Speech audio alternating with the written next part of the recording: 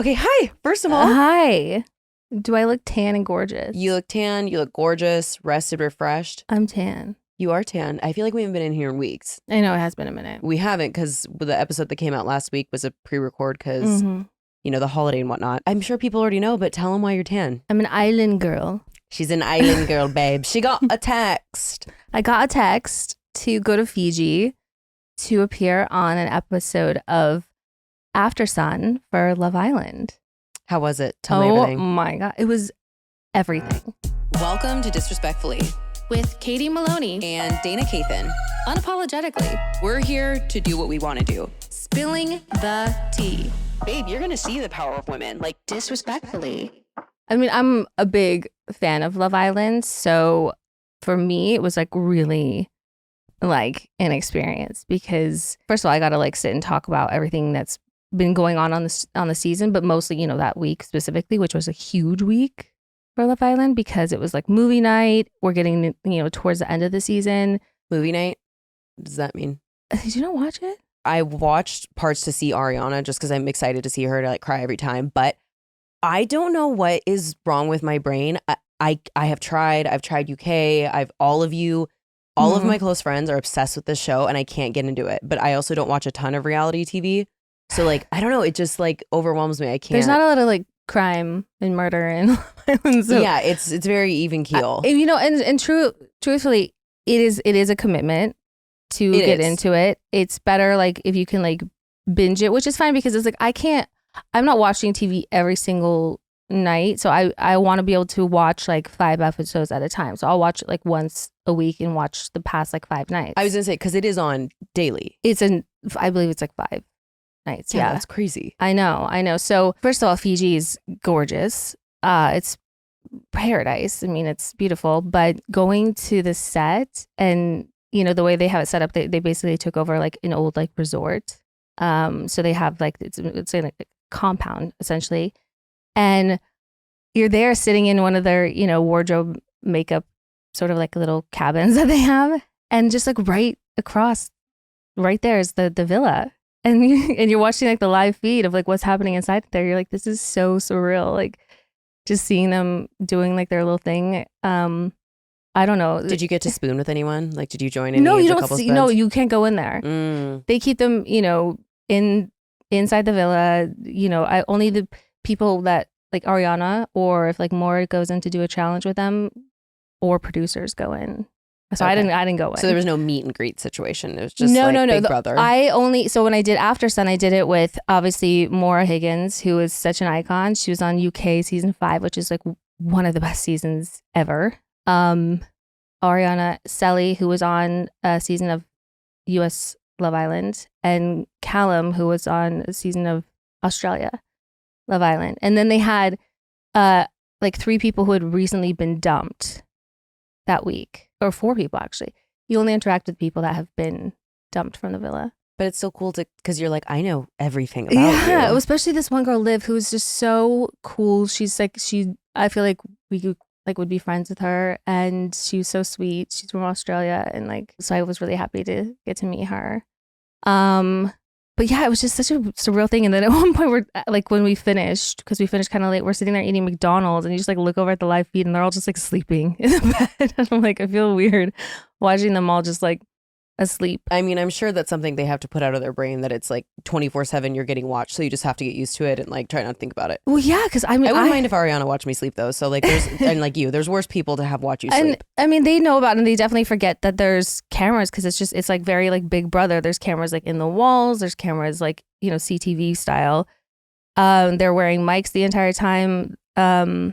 But they don't know who like else is outside. They have to put it out of their brain, but it feels very much like human experiment, because they just are inside these walls. How long was the actual filming that you like when you guys recorded your segment? Like, how long did it take? Or is it quick? 6 like hours. Oh, okay. So it was long. So the first segment was me, Ariana, and Maura. Then it was me, Callum, Sally with Maura. Then they brought out Liv with us. Then it was the other 3 islanders that were dumped. Then they brought Ariana out. So in each one, I mean, it was like 15 minutes, but then they edited it down to an hour. Right. So it was, I had no idea how long we'd be taping for. We started around like 4 and ended around 10.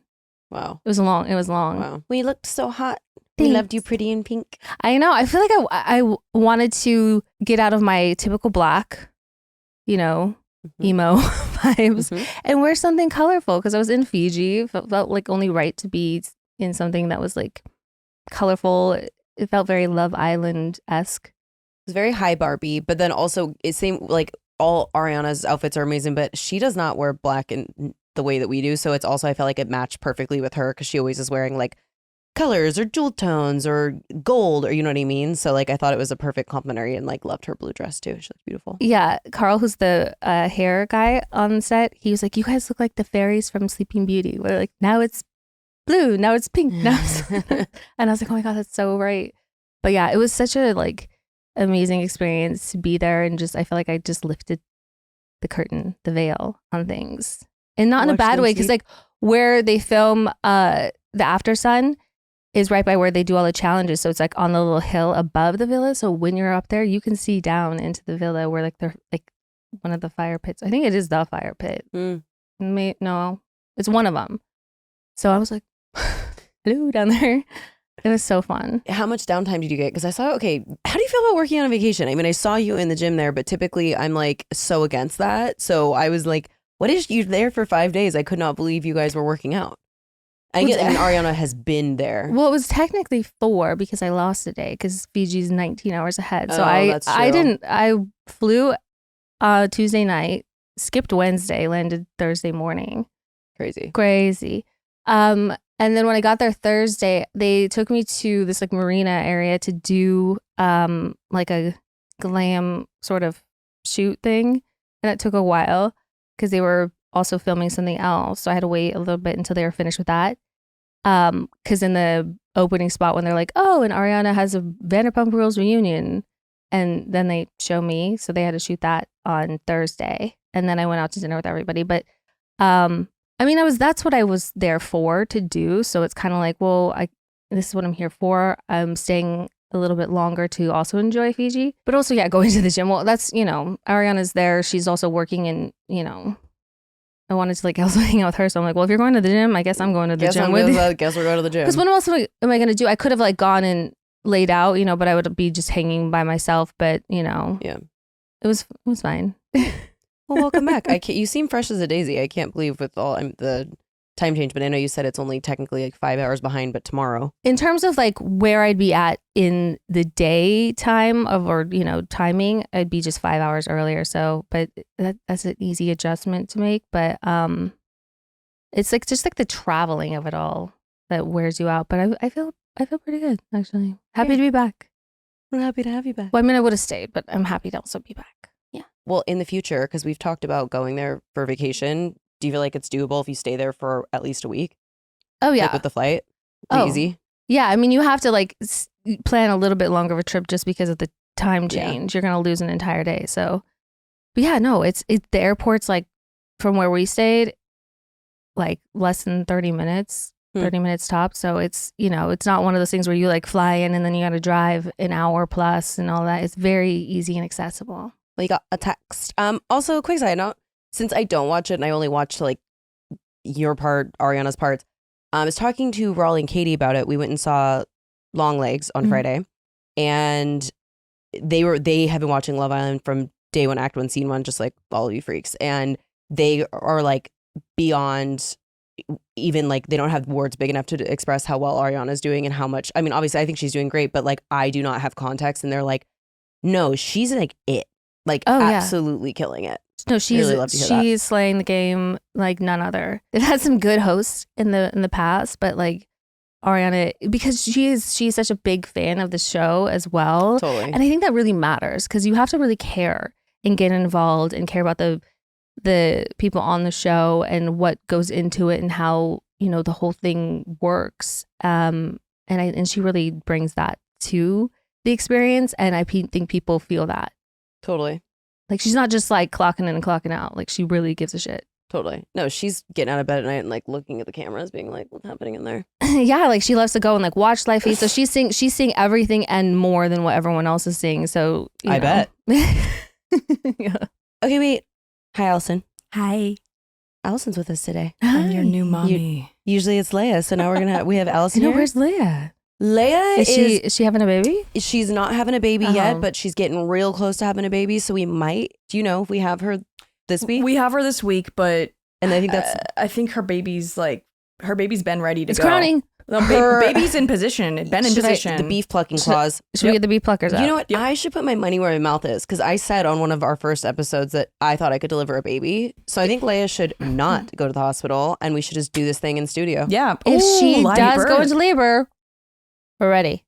Don't call the doctor. Call us. I trust those beef pluckers more than Cedar Katie Sinai. would be like Celsius. Be like scalpel. Are you a doctor? Is there a doctor in house? Yes. Kind of. Basically. Kind of. And I'm over here like, I'm ready. Her baby's tracking to be enormous. So she has a large baby happening. And she's gonna kill it. Leia's a tiny gal. Leia's a tiny, tiny angel. So I'm not sure what is exactly happening in utero, but it looks like something is going on. So Allison will be with us intermittently. We're very excited to have you. So hi. Happy to be here. Thrilled. We're just so fucking happy to be back with you that we're like freaked out. Okay. Who is on your daddy list? Okay. Well, I think let's just both go with the Jet Suite. It's on my daddy list. It's list. so fucking Jet daddy. I am obsessed with Jet Suite. And I mean, this is showing some insane amount of like privilege. But I don't care. Because like for me, travel is like such my favorite thing to do. Yeah. But Jet Suite is such a luxury that I hope I'm always able to take advantage of because it's like, they call it like semi-private. Yeah, it's which is like, semi-private. Is it? Because you're with a bunch of strangers. I don't know that it's that. They have like smaller planes, it's like 30 passengers, which is like if you ever fly like sort of a shorter distance, you know, sometimes you're on these types of planes. Anyways, but it's out of Burbank, which is so close to where we both live. And you only are required to show up like 30 minutes before the flight. And their TSA is like, basically they like... It's dangerous, I would say, because they look at you and they're like, yeah, that's fine. But I mean, I think that's one of the things that's so luxurious is the separate hangar because it's not even just that you're on a small plane and you have more room. It's the fact that you don't have to deal with the chaos. It's so seamless. You go in, you give them your bags, you walk through a metal detector. They swab your bag for the same essential like things that they would check for, you know. Otherwise. Yeah, it's amazing. Yeah. We love it. And because the flight is so short from LA to Vegas, you want the whole process to be just as short. I mean, from the time I leave my house to the hotel in Vegas, it's like less than 2 hours. It's wonderful. It's so wonderful. So yeah, Jet Suite, you're on the daddy list. For everyone. And it's obviously a huge privilege. Yes, we're aware. Like you guys, I didn't travel growing up. So yeah, I'm like 8-year-old me could see this and be like, damn, you got to go to a river once a year for your vacation. So literally, what's up, Crescent Bar? Like that's what we did. So you know, okay, there's one other thing that's on my daddy list. And it's like a thing that someone does when somebody moves a piece of hair out of your face. That's so daddy. It is daddy. Like the way I'm like, oh, in a way that they're not just like, like, you know, but when they're just like with like a finger, they just like intentional. I'm like, okay. They're not really sure that hair was bothering you, but they just wanted a reason to touch your face. And they just do it nonchalantly, like while you're talking. If someone does it like while I'm talking, I'm like, I forget everything. You're like, I'm wet. I forget my name. I forget where I am. Like I just will freeze. I'm just like, thank you more, please. Thank you more, please. This entire podcast is becoming a list of things that make you freeze. So now is how we know you do a lot of freezing for different reasons. Love. Yeah. Okay. What else is on that? Your Daddy list. If I was like, I like when they pull a hair out of my butt crack after the shower. I'm just kidding. My other one on daddy lists are people at abortion clinics that troll the evil, horrible people that try to bother the people going in. There's some TikTok that's all they do is post their content. So they wear the vest and they have the umbrellas and like when the people try to speak and they're like, oh, let us help you save your baby. They like blow a duck whistle in their face, or like every time they try to speak, or they like twerk on them from a respectable distance. And it's just like, those people are doing the Lord's work. Those people who might need abortion services are already in such a horrible, horrible situation. And like, it's just, and something so private and vulnerable, and like those people spending their time protecting them is just amazing. Like, I kind of want to do that. Like, I wonder if there's people, like, how do I volunteer to be a specific abortion clinic troll? Because daddy lives forever. There's probably the same people that are the ones that escort. Yeah, I think that's, yeah. So maybe do some of them just have the flair for like the theatrics? Because I'm like, am I a thespian? I feel confused when I see You these got the videos. histrionics for it? Okay. Yeah, absolutely. So daddy list for me, because it makes me, I'm sure it means so much to those patients. It's hot.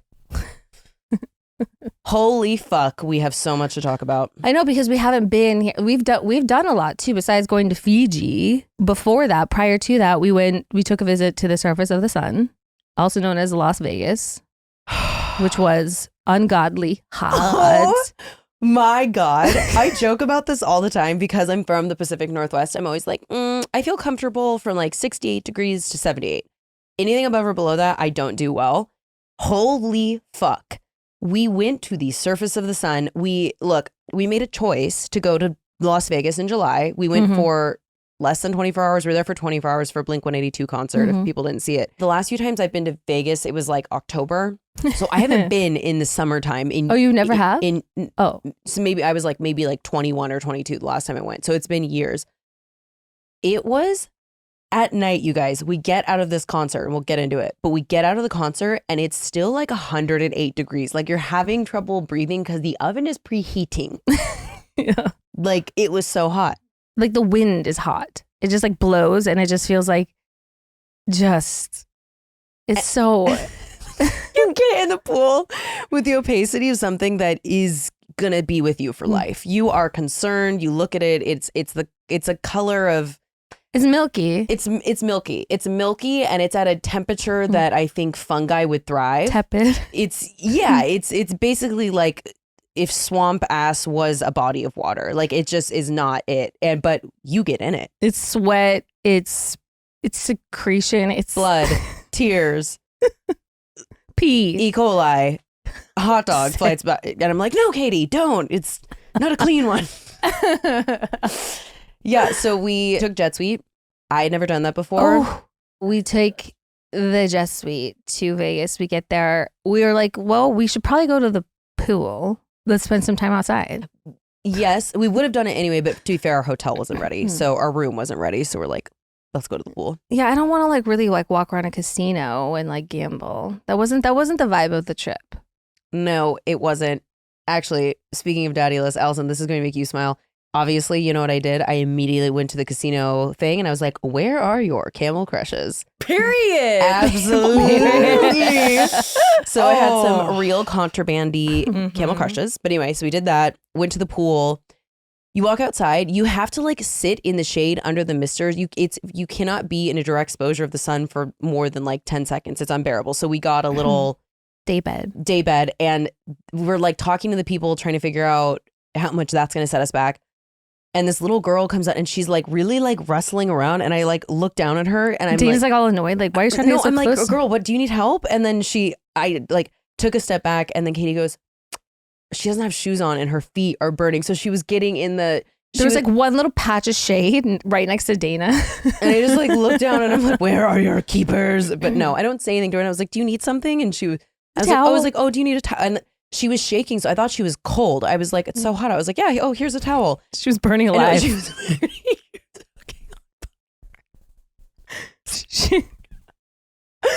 just the soles of her feet were just singeing off. Well, because our friend got a 3rd-degree burn not 6 minutes later. So it was, I obviously felt terrible. So we get in this day bed. Yeah, because you know what's really great in Vegas in the heat? Metal on the ground. Iconic stuff. Yeah. Really, there's always a time and a place for it. Let's put metal. They had the like ground. steps that went up to the little daybed we were in, and on the ledge of the steps they had those like little like metal like what is that? I don't know. I just think that they're there so you can't slip because they hate women. I don't know. Yeah, it's slip proof. I don't know. So you don't like slip out down the edge of it. No, it was nothing was gonna help. But so Flora took her shoes off, wasn't looking, and stepped directly on it. And then, actually, I mean, I was in the bathroom. Did she run right to the pool? Yeah, she pools. Just kept stepping on now the like even hotter surface of the ground. So she put her fresh wound in the cesspool to cool it down. So, I mean, I haven't talked to her today. We should probably check on her because we just don't know. Like, did she? Well, she did it again 10 minutes later. So when they're telling us the cost of this thing, this is my favorite thing. Girl math. We're like, that's like $200 each. We'll probably, but also Vegas is so expensive. Those drinks are like $40 a pop. Which they are. Yeah. So we're like, that'll be easy. We ordered more than we could drink. We also spilled more than we could drink. We spilled nothing. I spilled one. I knocked it over because those lids, they booby trapped those things because those lids barely sat on top. They barely clipped over the edge of the cup. The same guys who stick the metal slats on the stairs are like, hey, let's get giant cups full of blended margarita and let's just make it a ticking time bomb. Let's not really secure it on there. Let's just make it enough that the heel of that cup just barely touches the ground. There's an explosion. If you blow on it, it's just gonna blow right off. Yeah, so like we just to like round out our tab, we're like, all right, let's just like order and drinks whatever we need to meet the minimum, please, minimum of what we need to spend. So we do that. Knowing how fragile these cups were, Flora, because we got to carry now all these drinks back. Dana's carrying a case of water. I was like, I am such a hydration girly. And I was like, no, okay, give us the water, give us the crudité, like everything that we could to meet this minimum. All these drinks. So we have to we only have so many hands. Flora decides to also put 2 of these things in a paper bag.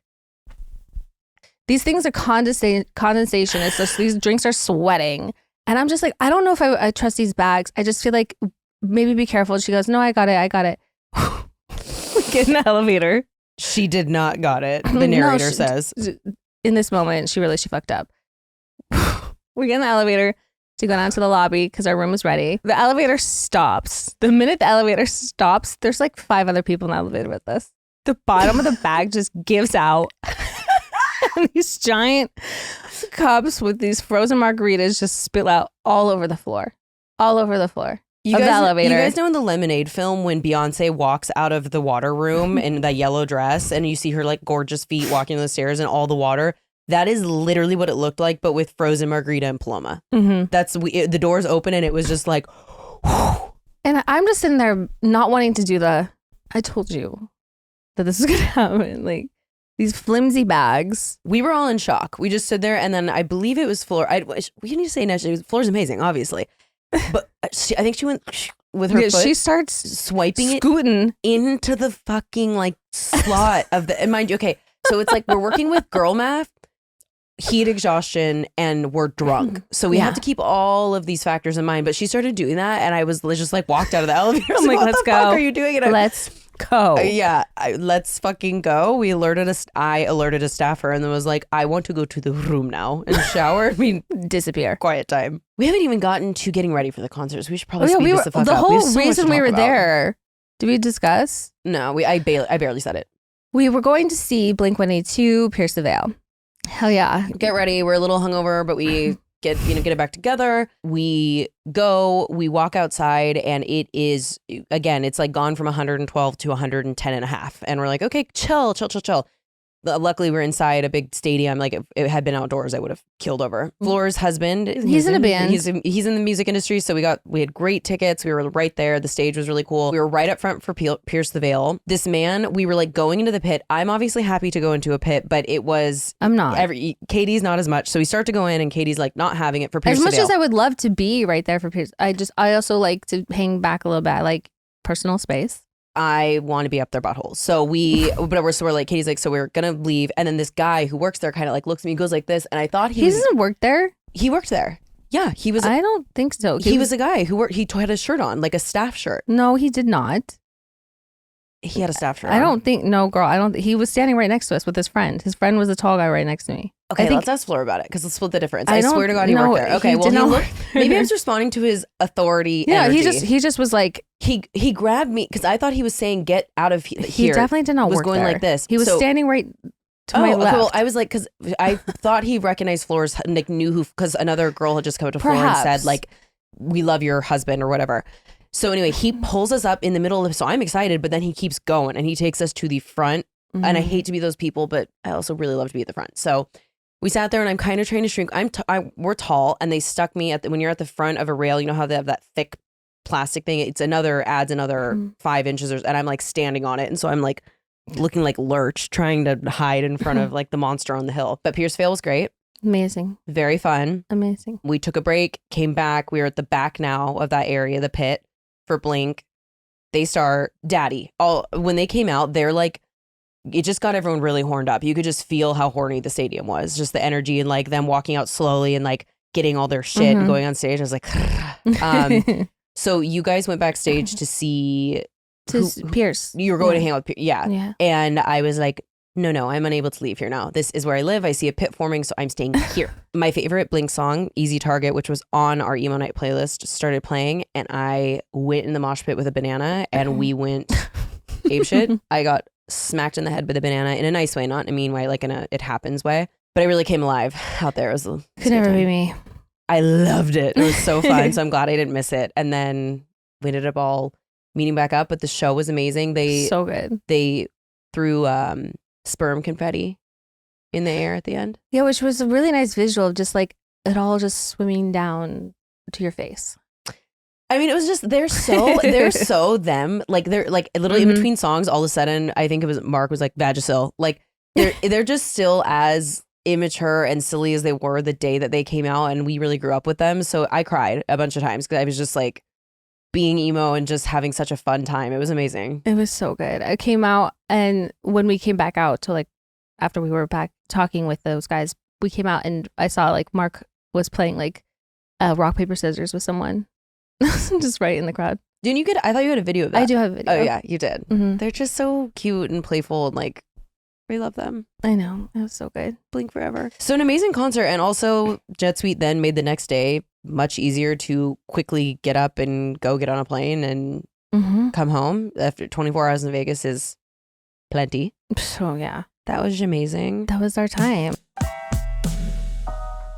We got a WWDD email the other day asking about what products we use in and after the shower. And to answer your question, it's Osea, baby.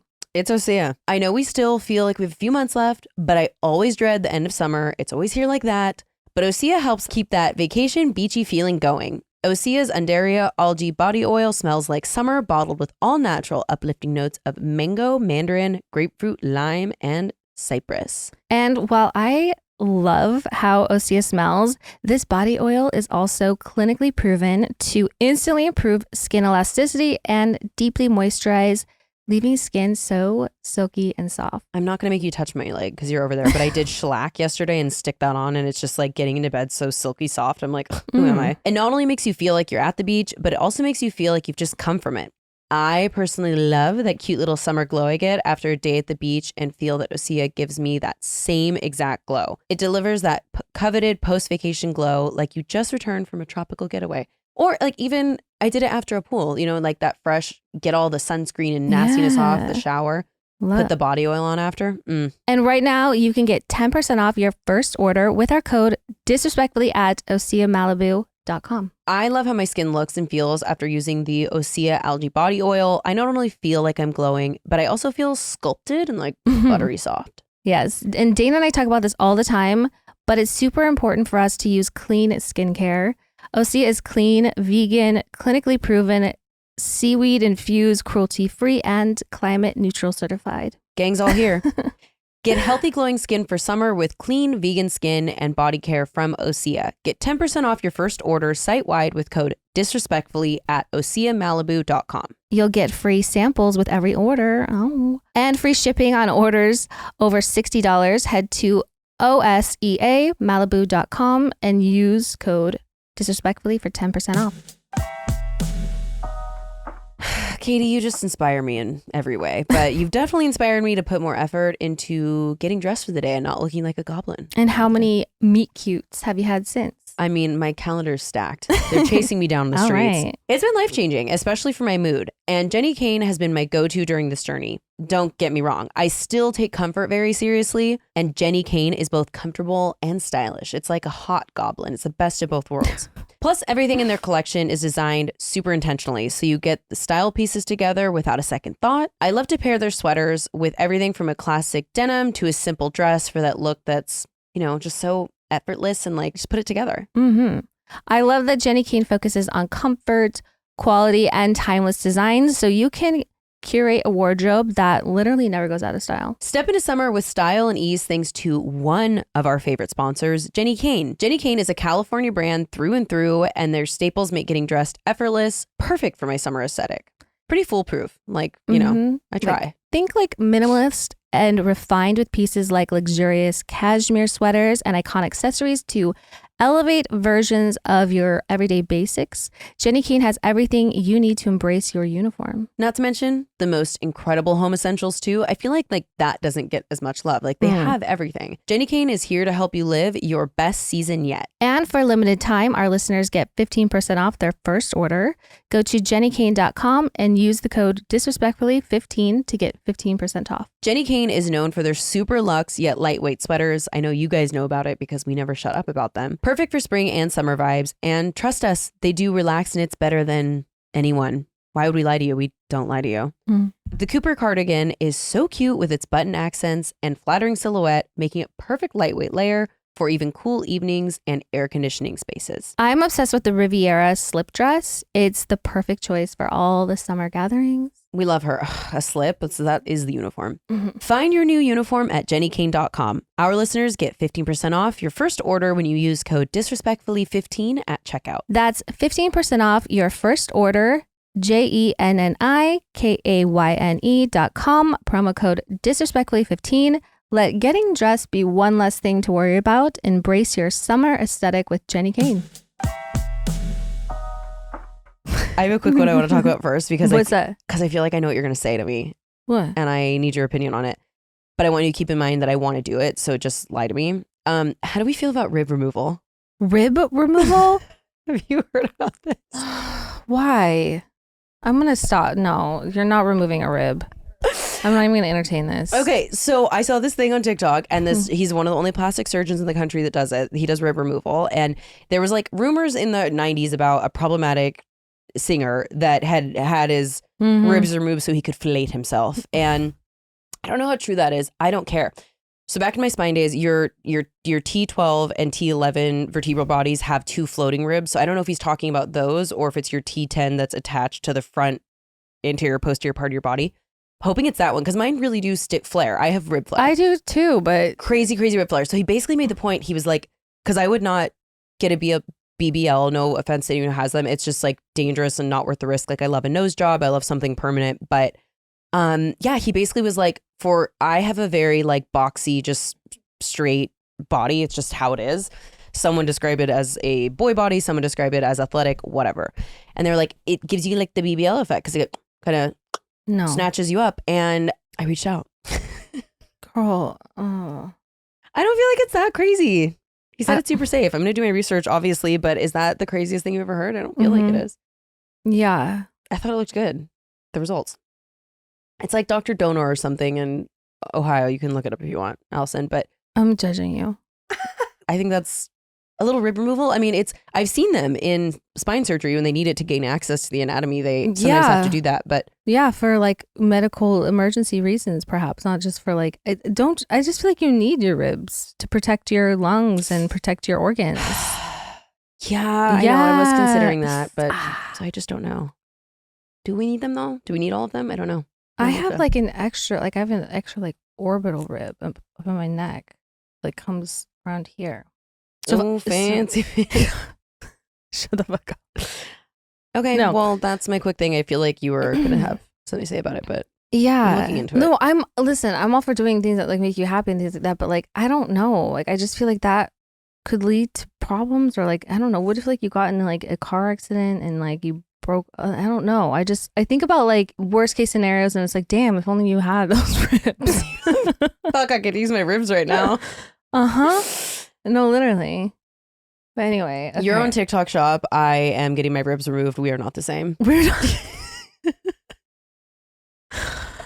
Jesus. Okay. Now I'm fine. gonna only be thinking about your ribs. Speaking of bloody anatomy, let's talk about vampires because what the fuck?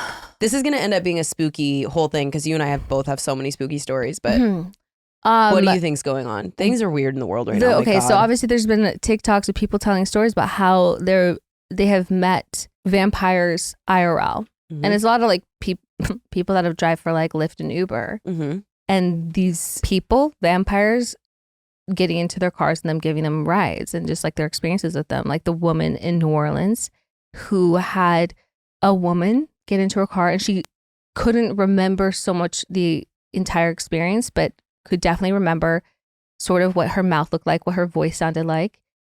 At one point, she's driving. She's like, the car wasn't moving. My hands are on the steering wheel. She touched me and said, "Don't worry, I'm not going to hurt you." She's like, and the next thing I know, she goes, I look back at her while her hand is like on me, and I look at her, but then by the time I turn and look at her, she's sitting back and her hands are on her lap, and she goes, what did you just do? Before that, she was explaining, she was telling her how like she had such great energy. And the woman, the driver was like, thank you. Like, they really appreciate that. Thanks. So when she asks her, like, what did you just do? She explains to her, like, you're not going to believe me, but I am a vampire. And I just leached your energy. An energy vampire. So yeah, so she explains that, the Colin Robinson of it all. there are vampires that feed off of energy, good energy. Some feed off bad energy. Some feed off of sexual energy, and some feed off of blood. She was like, bleh. She's like, yeah. So she goes, I'm a vampire, but not like the ones that you all speak about and hear about, like I'm gonna suck your blood kind of thing. She's like, those exist, but they're a lot few and far between.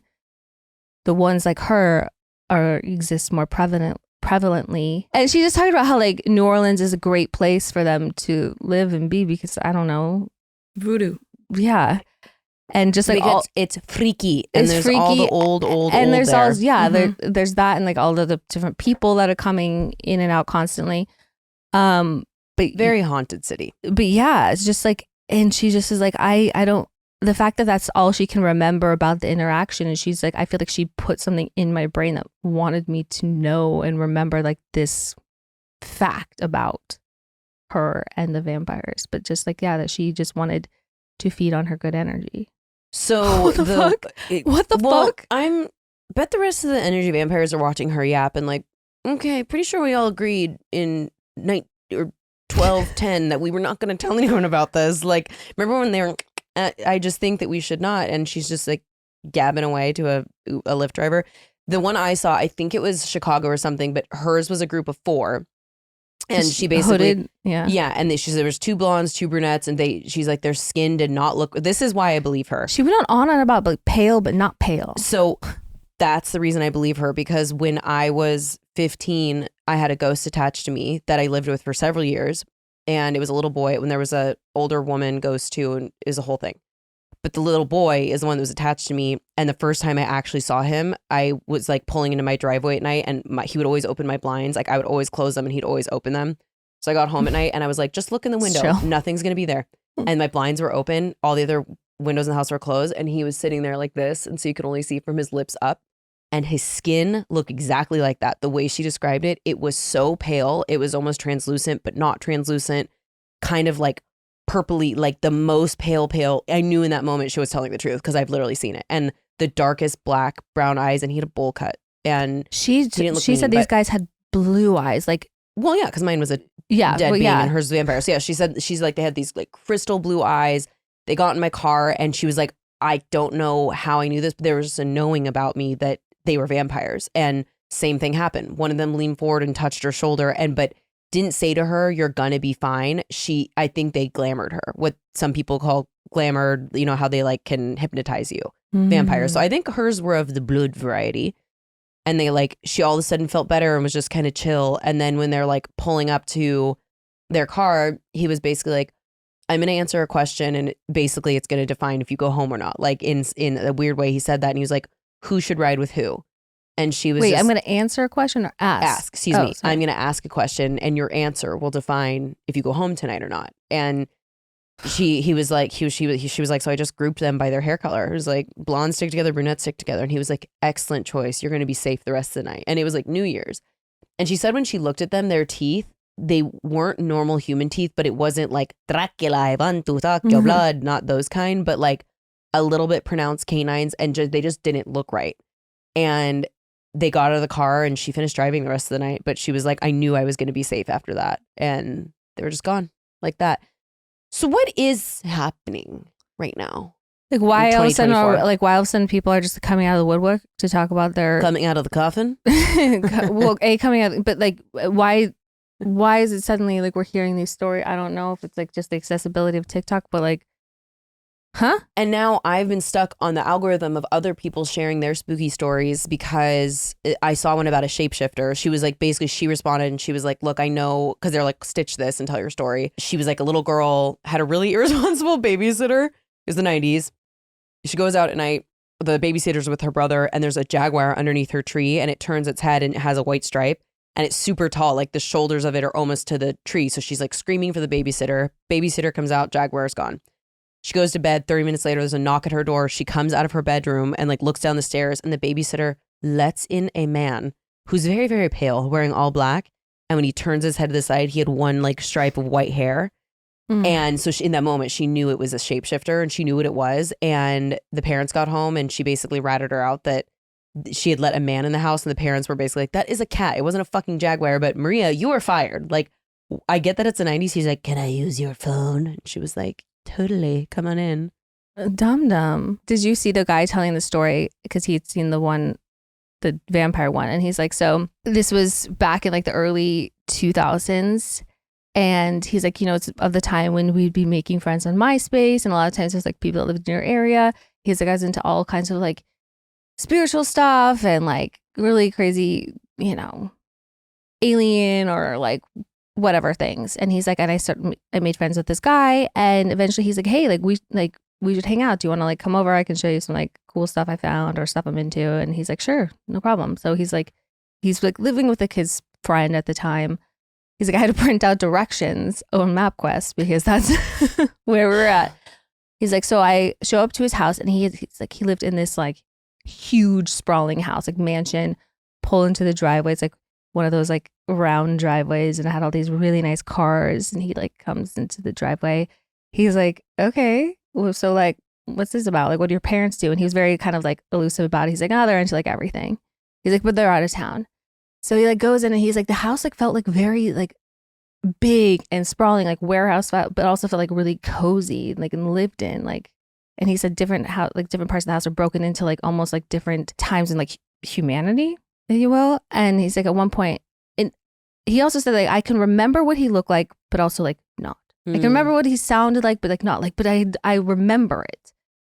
And then he said he went to the bathroom at one point, and then he like found this book. And this book was like very much like illustrations about the progression or whatever of humanity. And like it went from illustrations to like photographs. And he asked his friend, he's like, what is this about? And he like was very like matter of fact about it. And a lot of it was like kind of like a lot of people will talk about the Anunnaki, which is almost like the alien species that supposedly humans were, I don't know, came from. It's a theory.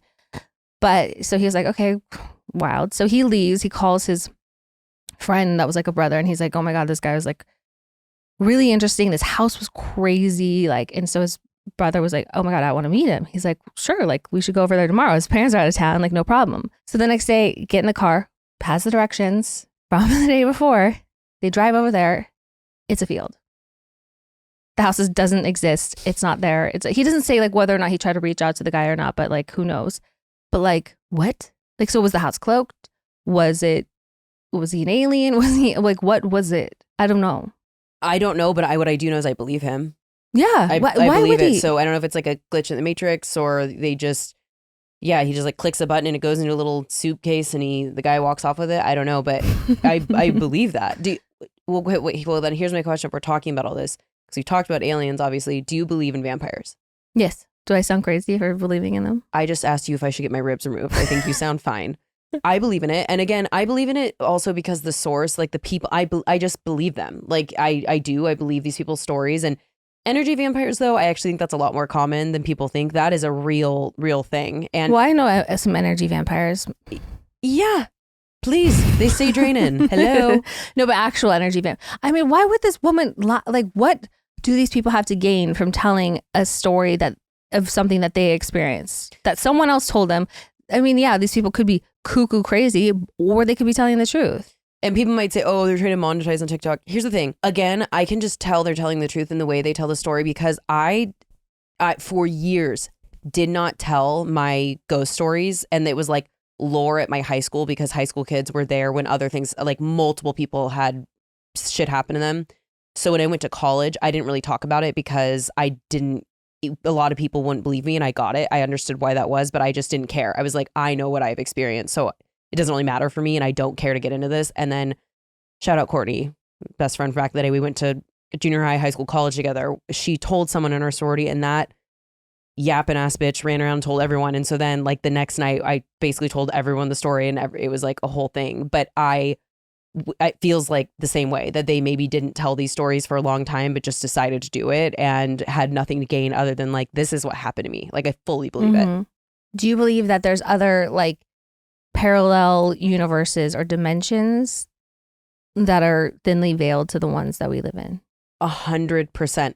Someone was just talking about, and then what's his name backed it up, the guy, it's like Neil something with the beard, and he knows all the stuff about space. Neil deGrasse, yeah. Yes, love him. A girl had been explaining it, and then he like backed it up. But basically, it's like talking about the fabric of space and the way that things move. It's not just like this linear sheet that goes over it. When there's wormholes and black holes and whatever, like time just does not work the same way. It blows my mind. So I think that there's so many other things. When really smart people like who can understand the physics of time and space continuum like that. I mean, I don't necessarily understand. I don't study it like that, but it makes sense that when they can explain it in somewhat layman's terms, you're like, fully, this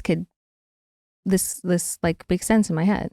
Absolutely. I mean, we could stick foil hats on and be here all day, because I really do love talking about what this. What about time travel? Yeah, I've that's so weird, because I did see something about that recently too, that someone was like, I can't remember now what the evidence was or what they said of what the person had knew or whatever, and then that person was gone. But yeah, I think that anything is possible at this point. What do you think? Yeah. Did you see the guy who was capturing the guy leaving his shed and like yes, there was like he would just like appear in and out of the shed, and there was no footage of him going in or coming, or he would go in and then there's only one exit and entrance. Yeah, and he would like come out an old man. Yeah, no, there would be a guy that would go in that was like a 20-something-year-old, and then no, he would not come out. He had a video of him going in, and then he never left. But then all of a sudden, like, this old man comes out. What? That looks a lot like him, but just older. I don't know. People are probably home like, you guys have lost the fucking plot. But well, no, I don't think so. I don't think we're delulu. And when people can explain it in ways that like, our brains can't comprehend, because they can use probably more of our brain than we can. We only use 10%. Some people probably use a lot less, obviously. Oh, we have I think around. The mean is like 0.06%. But yeah, I think that also it's like everyone's like always like, where there's smoke, there's fire, when it's like celeb gossip. Well, what about the cavemen, the writing on the wall, like all the spaceships and the weird shit. So yeah. It's freaky. I like it though. I like it. I want to know more. We could honestly spend a whole episode talking about it, but perhaps we should carve out some time in an episode in the future to tell our like full ghost stories. Oh yeah. People always seem to be fascinated in that. Have we not told them? Or talked about not them? here. Oh. I've talked to, I feel like we both have it different times, like randomly, but probably we should have a ghost story episode. I talk about Laszlo a lot on this show, and everywhere. People get sick of it. And that's because I absolutely love her. She's a huge part of my life. I can confirm Laszlo is definitely my favorite cat. So cute. There's nothing better than getting home and cuddling with her. I like talk about it before I get home. Like, people get sick of it. When my cat is healthy, she's happy. And that makes me happy. Not just because I want her to live a long time, but also like going to the vet really, really adds up. And since I'm not a mind reader, unfortunately, I've tried telepathically talking with her. I don't always know when she's unwell. Helping me keep tabs on my cat's health is just one reason that I love Pretty Litter. Oftentimes when people own a cat, you can just smell it when you walk into their place, but because you use Pretty Litter, your place always smells great. Pretty Litter's ultra absorbent crystals trap odor instantly. No more cat bathroom smell. Thank God. And you know that's one of my biggest fears. Like Yes. I have friends with cats and I'm like, some of you I can smell it from the driveway, but my place always smells great because Pretty Litter. I feel like a big reason people don't like having cats is because of that mess and smell, but it is totally avoidable. But with Pretty Litter, I have never had issues with either of those things. Pretty Litter's super light crystal base also minimizes mess and dust. And I'm also like, when you're cleaning it out, you don't just want to breathe in a bunch of ickiness. So it helps so much. Plus the crystals last up to a month, which means less scooping and fewer trips to the garbage. Well, don't they also have that thing that helps you track potential illness? Yes, it's not just pretty, it's functional. That's the coolest thing about Pretty Litter. It changes colors to help monitor early signs of potential illness in my cat, including urinary tract infections and kidney issues, which Wow. if you have a cat, you know that is such a problem. And also I'm a board certified hypochondriac.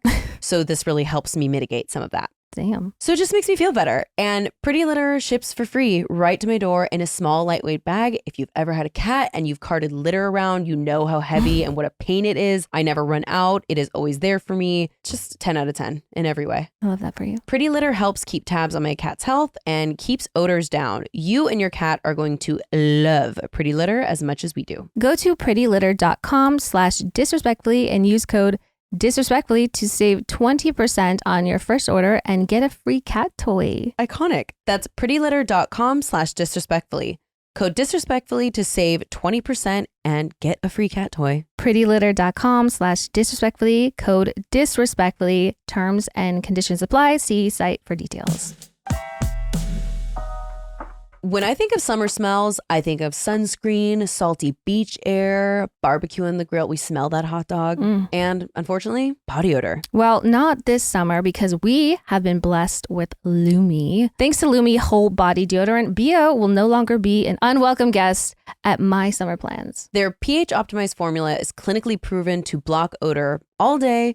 And it's not just for underarms. It's for everywhere we get odor. That's right. Pits, privates, feet, under boob, you name it, we cover it. So no matter how hot it gets, you can still smell fresh and feel confident from head to toe. Ready to make this your freshest summer ever? New customers get 15% off all Lume products with our exclusive code and link. Use code disrespectfully at lumedeodorant.com. That's LumeDeodorant.com. I personally keep a Lume stick deodorant and the Lume wipes in every single one of my purses and beach bags because smelling bad is my worst nightmare. But to be honest, I've really never needed to use my emergency backups because Lume lasts up to 72 hours, which is, I don't know, my favorite thing about it. My favorite thing about Lume is the smell. I am a toasted coconut gal, as you all know. And sometimes I'll just do a sniff test just because I smell so good. I'm like, Normally I'd say that's weird, but no. sometimes I sniff your pits and it does smell good. So whatever. Get closer, girl. Lume is seriously safe to use anywhere on your body. Pits, underboobs, thigh folds, belly buttons, butt cracks, vulvas, and your dogs, your feet. The dogs. I love that Lume was created by an OBGYN who saw how normal BO was and was being misdiagnosed and mistreated. Plus, they now have sweat control. Thank God. Just in time for this crazy heat wave. It's the same outrageously effective whole body deodorant you love with the bonus of sweat control. Now available in the cream tube with 72-hour odor and sweat control. Wow. Thank God. After many requests, they formulated a new product to keep you smelling fresh and help you stay drier. Lume Whole Body Deodorant Plus Sweat Control. The same 72-hour odor control, now with that 72-hour sweat control. Experience the same outrageously effective 72-hour odor control while keeping sweat under control. Don't sweat the small stuff. Lume Whole Body Deodorant is now available with and without sweat control. As you know, we love a clean product. Lume is baking soda free, paraben free, and pH balanced, so it's safe to use below the belt. Lume's starter pack is perfect for new customers. It comes with a solid stick deodorant, cream tube deodorant, 2 free products of your choice like mini body wash and deodorant wipes, and free shipping. As a special offer for listeners, new customers get 15% off all Lume products with our exclusive code. And if you combine the 15% off with the already discounted starter pack, that equals over 40% off their starter pack. Use code disrespectfully for 15% off your purchase at lumedeodorant.com. That's code disrespectfully at LumeDeodorant.com. DEODORANT.com. So speaking of things that can't be explained and people always having opinions about it, the affair. Yes. Let's jump back into it. I know, because we started it and then we took a break from it, but Well, and I think the reason, again, people maybe don't understand, the episode that was last week was pre-recorded because of holidays. So I know people were like really excited about the affair and then they were like, I guess we're not doing it anymore. No, we are. Oh, we are. Don't worry, guys. We're continuing. We're just doing a little test episode back to the regular schedule program. Yes. So let's talk about it. So me and Katie discussed it. We figured it'd be easier if each of us explain one perspective of the episode. Right. Okay. So I'll start with Noah's. Yeah, you tell Noah. So this is episode 2. Episode 2 of the affair.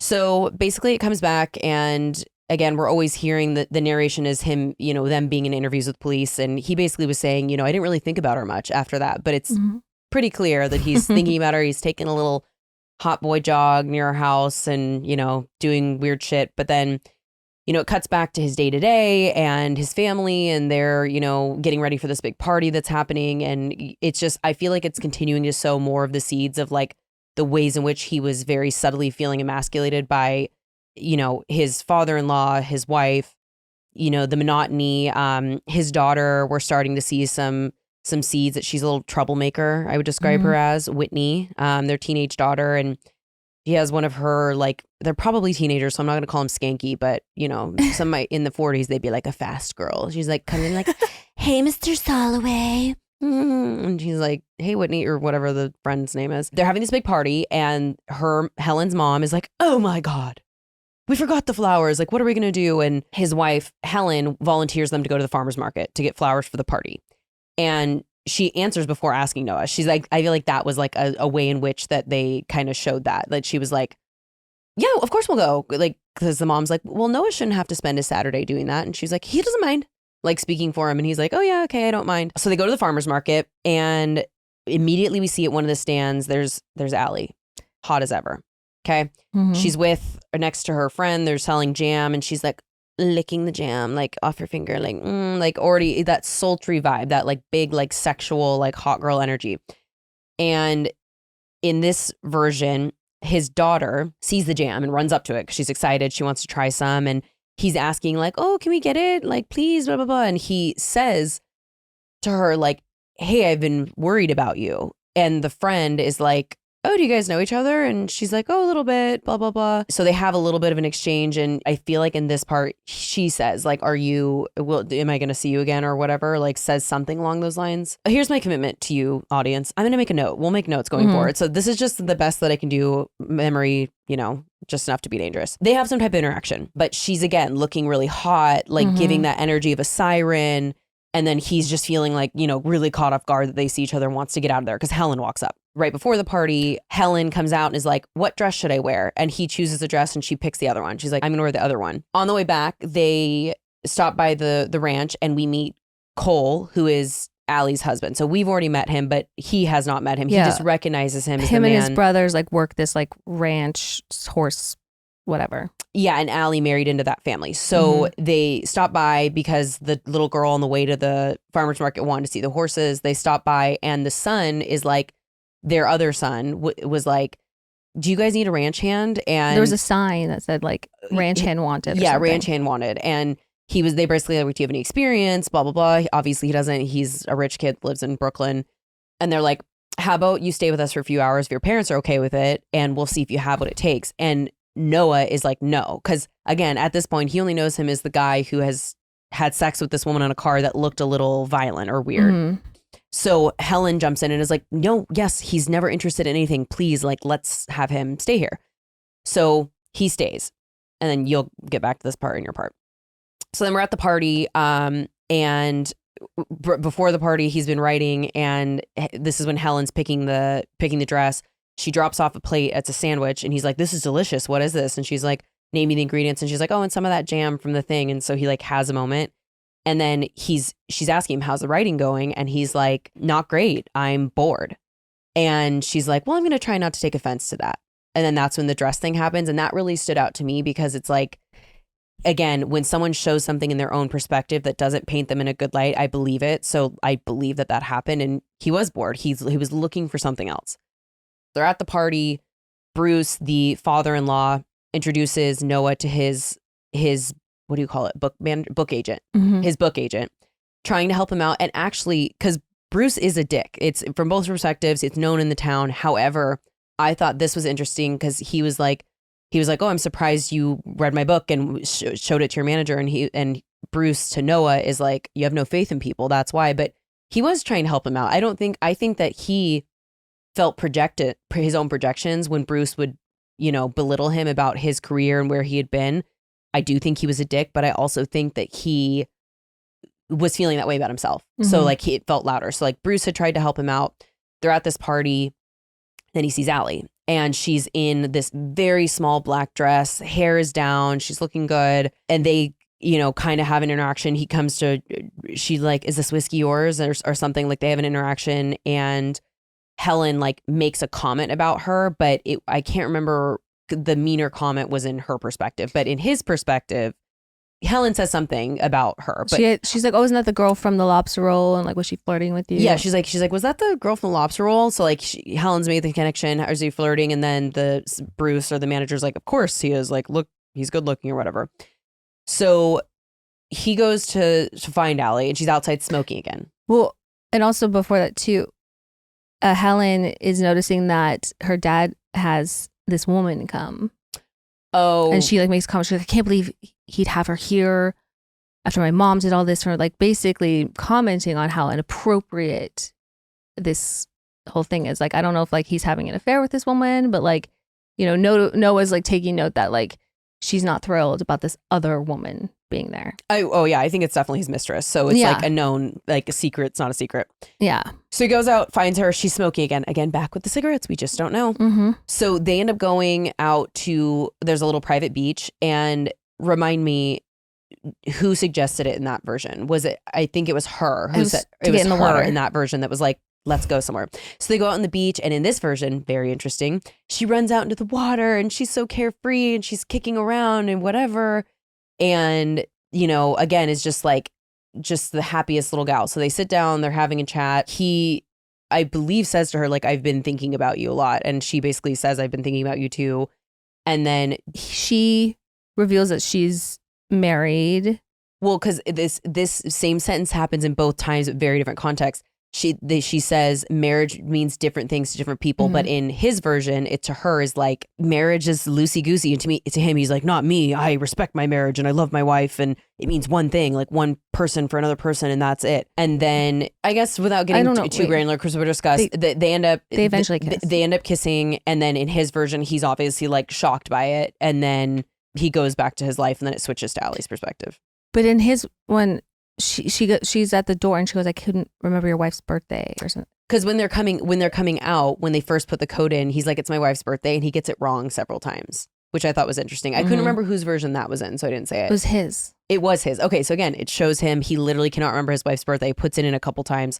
So for her to leave, she has to know the code, and she's like, sorry, I didn't know your wife's birthday, and then they kiss. Yeah. Now it's Allie's version. Oh yeah, so in Allie's version, that morning she's, going about her daily activities, is picking up like whatever fish from the boat. Like, I don't know, there's some characters that she's running throughout the day. I mean, well, I think it's important just to point out there's obviously something, they have a side hustle. Family business is not just the farm. Yeah, no, there is. So, but it's a little unclear of like what it totally is at this point. Like she's picking up, what is it on the boat? She's grabbing a cooler. She's grabbing fish in a cooler, yes, and then bringing it to why would you be bringing fish to your taxi place? The train taxi. Oh, and then there's the locked door. Yeah. And she's like, I told you to keep that door closed. He's like, who's going to be stopping by? Then you see the train pull up, and then she's like, I never thought I'd see him again. And she's like, all these, city people, weekend people, we're supposed to be like nameless, faceless people to them, like stop signs. And then she sees, it shows like a man with his family, not real focused on it, but like it's almost that she's looking at this person. So I don't know if it's another man that she knew at one point. Interesting. Then she goes to try to get her paycheck. Her boss is kind of a dick. But then he mentions that there's a catering opportunity at the house where obviously it's the in-laws. Bruce and Yeah. And Helen's parents. Yeah, Helen's parents. Her coworker immediately is like, yes. But Helen, why can't I talk? Allison's like, no, I don't want to. She goes, oh, you're too good for that. But, for obvious reasons, she doesn't really want to. Mm-hmm. And then she goes to see it's her sister-in-law, who's also her friend. They're both married to the brothers. And they're talking about like their sex lives or something. And Allison's coming off kind of like prudish because her sister-in-law, she's like, oh, whatever her husband's name is, asked me if I want to have a threesome. And she's like, have you ever had one? She's like, no. She's like, Cole and I did anal once. She's like, oh, wow. It's very much painting her as like, I'm pretty innocent, like even in my marriage. Yeah, exactly. So then they go to the farmer's market to sell their jam. And of course, Noah sees her and he approaches her. He's like, oh, hey, I've been thinking about you. I was wondering when I'll see you again with his smile and his charm. And her sister-in-law is like, oh, who's this? And again, it's like the sister-in-law is like almost like an antagonistic type as well. And Allie's just like caught in the middle. She's like, oh, just tucking her head. And he's like, what are you selling? And she's like, jam. And he's like, well, what's good? What do you recommend? And the sister-in-law is like, oh, we have this flavor, this flavor, this flavor. And he's like, well, I'll take one of all of them. And again, Allie's just sitting there like not saying much, of course, at all. And then, they leave. And then they go drive by the horse ranch or whatever. And Lockhart Ranch. In Allie's version, the family's not there. But the next scene, oh no, Allie is there, but the family's not stopping by. The troublemaker sister, Whitney, rolls up in a convertible and like jumps out, and she's like, what's the brother's name? Scotty. Oh, she's like, Scotty, I'm here. And she's like, is he here? Oh, I'm sorry. Martin. Martin is the brother. Martin is her little brother's name. Scotty is Cole's brother's name. Yeah. So Scotty is one that's sitting like at the front of the stable. Allison's brother-in-law. Yeah. So he's one of the brothers. So then Whitney rolls up. She's looking for Martin, the brother. The names are all different. Sorry, you guys. Try and stay with us. She's like, is my brother there? Is my brother here? And she's like, right. Scotty immediately is like, whoa, who's this? And she's like, a little teenage girl. Gangly little girl. It's gross. And they're all kind of like watching this interaction. And she's like, I've never ridden a horse before. And he's like, I could show you. And she goes, well, I'm a dancer, so my hips are very loose. And so then she gets the brother. She's like, it's time to come home. You got it cleaned up for the party. They leave. Cole's like looking at his brother like, dude, she's way too young. And he's like, well, we need the money. Yeah, they outwardly say to him, like, knock it off. Yeah, it's after they leave. Gross. And then Allie leaves. She's on her, then Allie has an interaction with Cole's mom. And she's basically like, how are you doing? We're really worried about you. And I feel like Allie's under a lot of like emotional like pressure from his family. And it's just like, I think it's just been a lot for her. After their son died. They want them to have another baby. Yeah, they want to have another baby. And she's like, well, she's like, I'm going to clean out their old rooms. And so there could be room for you guys to move back in if you want. Maybe next time it'll be helpful for you to have, people around you and help. And it's just like a lot of pressure. So Allie's on her way home now, and she stops in front of her house, and she just like can't go in there. So she calls her coworker and is like, are you going to do that catering gig? I want to come. Can I borrow a dress? So she goes. Next we see her, she's at the party, and she's wearing a little tight black dress. You know what I was thinking back? I think it is the same dress, but the hair and the energy is different. Of course. So, but it was a small black dress. It was a small, yeah. And you could tell she felt, in her version, she feels really uncomfortable in it. And you see she has an interaction with Helen's mom. And Helen's mom is like, she's like pissed off because she's watching her husband interact with, this woman. She asks Allie, she goes, what do you think of that woman? And Allie says, she's not my type. And that makes her laugh. And then she goes, you see that balding man over there? Hates her husband. She hates him. She hates him. So Allie's getting like a whole like different kind of like perspective and insight. And even Helen's mom says like, why do you look familiar? And she goes, oh, I work at the lobster roll. She goes, oh, you're that girl that lost her baby. How are you doing? Are you taking care of yourself? And has this like really uncomfortable interaction with her. But then she leaves her with, if I could promise you, I forget how much money she offers her. $1,000. She offers her to try to spill a drink on her husband. So then you see her walk over to the table. She brings him a drink. She doesn't spill it on him. But then, he's standing there with Noah and Helen kind of like embarrasses her in front of everyone. She's like, oh, let me help you with that. And she fixed her bra strap and makes a snarky comment. after she walks away, I think she says something like, could it be any tighter? Yeah. And like, just like really snarky. And then Allie walks inside and she sees Scotty going upstairs with the daughter, Whitney. And she says, what are you doing? Because Whitney makes a comment. She goes, oh, I'll show you upstairs. And then, of course, Noah walks in and he's like, what's going on here? And Scotty's like, I'm looking for a bathroom. He's like, well, there's one on this floor. So he, of course, walks downstairs, goes off to use the bathroom. And then he looks at Allie and says, do you want to get out of here? So they go out to the beach. They're standing out there. He says, do you want to like get in the water? And she's like, I can't swim or something like that. Such an important distinction between the two because remember do we know at this point how her son died? Or do I just know it's in the past? I don't think we do, no. Well, she very clearly is uncomfortable around water, so I believe her in that version, that she did not run out in the water and go have fun. Yeah. And he's telling her he can show her how to swim or not. All this shit.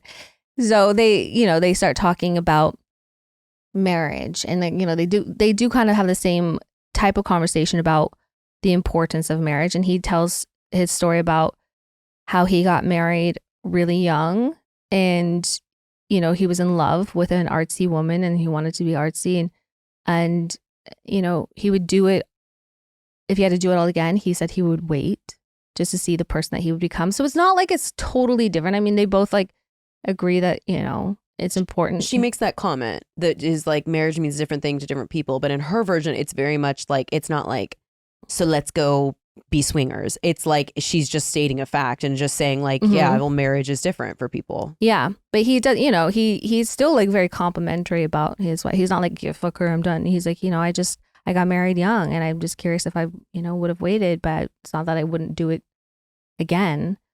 Just would want to see the person I become. And there's like, he goes into more depth, but that's just basically the gist of it. And then, he at one point, he does kiss her on the beach there.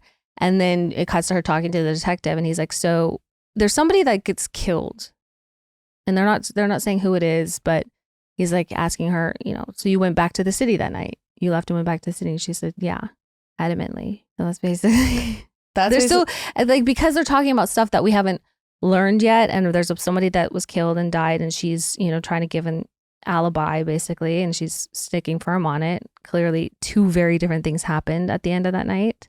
From what they're saying.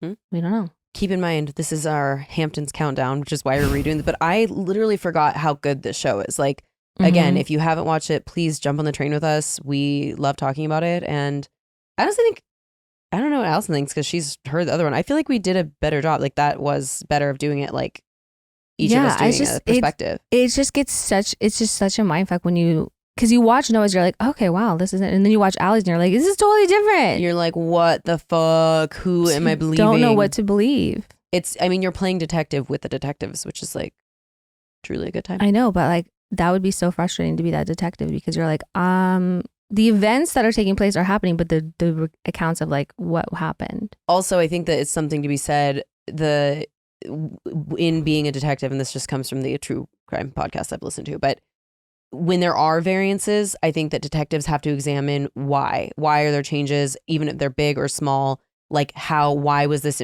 detail changed? Did it change if it's the same person telling the same story over and over, like why did that change for them? Or was it just you can't trust your memory thing? So like trying to discern, there's just so many layers. It's super interesting. I know. So that's the affair. Should we get into basement? God, it's been so long. Basement. Okay. Who's in your basement this week? Okay. In my basement, it's kind of like a generalization, but I'll just be like, people who think that they're the main character, and I'll elaborate. People that are like, oh, I don't want to do that because I don't want the government having my information. Like they won't do like, they're concerned about like facial recognition, like people that don't want to sign up for Clear at the airport. I'm like, why do you think you're that important? You know what I mean? You are not the main character in all of this. Like, first of all, do you have a driver's license? I don't know. It like really bothers me the way people go on these like long tangents about they don't want the government to have their like information. They're like being that precious and protective over it. Like, and it's, what, that is your life, it's your business. But I'm just like, who the fuck do you think you are? Right. Also, like most people's info is out there, like since you've been born doing stuff. To your point, do you have a driver's license? Like you're assigned a number when you're born. You're assigned, like you're not doing anything that important or great that they want to like track you. You know, I don't know how to tell you this, but like I don't want my fingerprints out there. Shut the fuck up. No one wants you the recipe to your grandma's peach cobbler. Fucking relax. Like who? Okay, Tim. Anything else you got for me? Like you're not the main character here. Like Spy Kids. Like shut the fuck up. I don't know. It just like bothers me whenever someone's like on a tangent. I just want to be like, I'm sorry. Are you doing something important in life? What's your legacy, my guy? Nothing. No. Anyways, just like I don't know. I don't care. They can have it all. Can't wait to find out who this is specifically about. It's not about anyone specific. It's not. I just you see it's like the people like sometimes like in a comment section or something like that. And you're just like, we're all, first of all, no one's that important. No. Unless you're someone that is like a leader of a country or doing something like you're not important enough to keep yourself that protected. No one's coming after you. No. Live your life, I guess. Yeah. In the basement because you're annoying to me. You're just annoying. Am I alone? No, I agree with you. Yeah. Agreed. Okay. Anyways, who's in your basement? I feel like. No, I agree. I have 5, so I have to narrow it down. I haven't seen you in so long. Number 1, I am going to stick tampon makers in the basement. God, yeah, I saw that. Thank God, all of us, all people who have been menstruating since your childhood or teens have been getting lead and arsenic in your tampons. So I'm on like 2 decades of that. You're like, it's just disgusting to me the way that this has been allowed to be happen. The way that it's only in the last year that they've started testing period products with blood instead of water. Like it's just women's healthcare is just such an afterthought and I'm disgusted. Jenni Kayne has emerged and he tried to do a series rebuttaling Brooke. And if, we've talked about this whole thing on a past episode. So if you want to go seek it out, he has his comments turned off. It is hilarious to me. He basically he'll be like, well, yeah, I did lie about my parent being dead, but you said I said it on the 16th and I said it on the 17th. It's like a masterclass in narcissism. It's fascinating. It's hilarious. If you need a laugh, go watch it. I tried to watch it and I was like, I couldn't get past the chapped lip. So he needs to put chapstick on. I'm like, let's get you a little scrub. Just put some hyaluronic acid on. I was like, I'm going to throw up. So I'm done with this. No, I also don't need to hear anything. So I'm good. I'm not trying to be a bitch. But he just looks like I his am breath trying to be a stinks. bitch. And yeah, he grosses me out. He looks like his breath stinks. So I'm just saying, I think that whatever's happening, in his mouth, with think the hygiene, she's lacking. We might have some halitosis. And he looks like the poster child for halitosis. And I think that Brooke was really doing the Lord's work. So there's that one. Pearl, you're back on the I'm taking you out of the basement so I can stick you at the top of the stairs and use my heel and kick you down it. She started a fight with Drew on Good luck. Oh, I know. Drew Afalo, I'm sorry. I'm Drew. We love you so much. Oh my God, I'm sorry if her. I'm saying your last name wrong. I say last names wrong all the time, though. It's just kind of my thing. She's just Drew to me.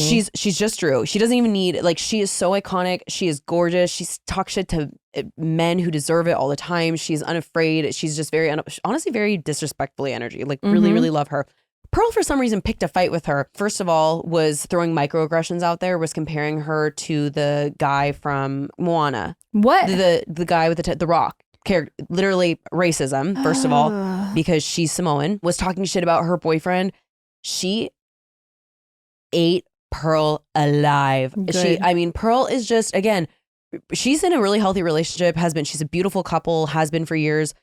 Pearl says all the things she thinks that men want to hear and is still no one has chosen her. So she was like, well, you don't even have a man, so let's start there. Anyway, but the exchange was hilarious. It was great. Very entertaining for all of us to watch her be absolutely destroyed. But Pearl, you just sit down, do less. And then I saw this guy who was like, where's the traditional women? Like in the 1800s, women, their favorite thing to do was to cook and clean and whatever. And he was disgusting, obviously, and I commented on it, and everyone was commenting the same thing. But I was like, oh my God, we need to set you up with Pearl. You guys would be amazing. Can someone connect them? Pearl, here's your man.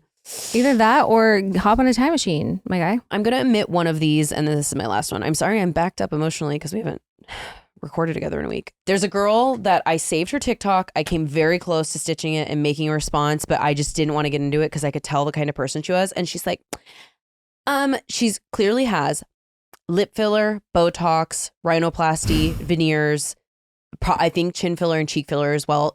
And mind you, I know lots of this because I have lots of this. Takes one to know one, babes. Extensions, takes one to know one. She goes, can these people on FaceApp just like, does anyone just have real looking, you guys just look like, what's your real eye color, babe? I can't even, I see you in person. Like, thought she ate down. It was giving Regina George. It was giving Insecure. It was giving Pick Me. I was just not having it. It like yesterday I had time and I almost responded to her. Who is it? She's just some fucking random ass, basic ass looking bitch. And by the way, she's beautiful. I have veneer, all the things. That is not the point. The point is I don't have veneers and Botox and extensions and formerly had lip filler and get on Beyonce's internet and tell people that they are fake as fuck because they're using FaceApp.